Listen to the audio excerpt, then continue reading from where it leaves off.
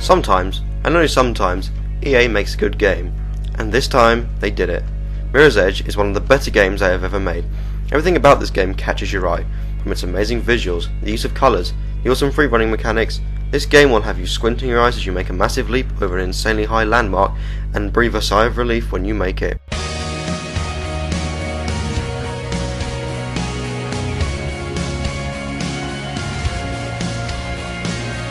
You play as Faith, a runner, someone who carries information for others in a city where crime is non-existent and you are being hunted by the police.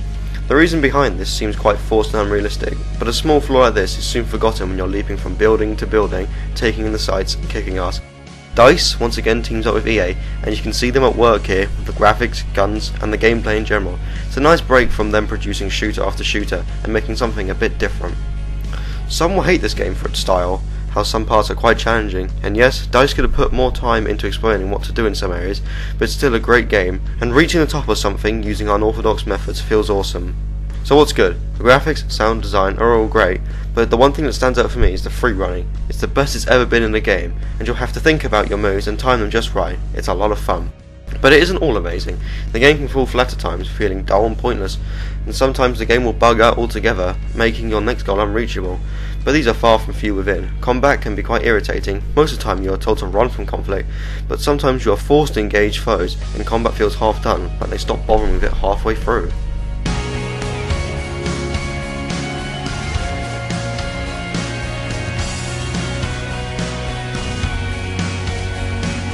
Mirror's Edge's story is quite simple and a bit contrived, but it's still bags of fun to play through. Keeping speed whilst racing across rooftops while being chased by enemies is exhilarating, and when you get away, you'll take a sigh of relief just like Faith does.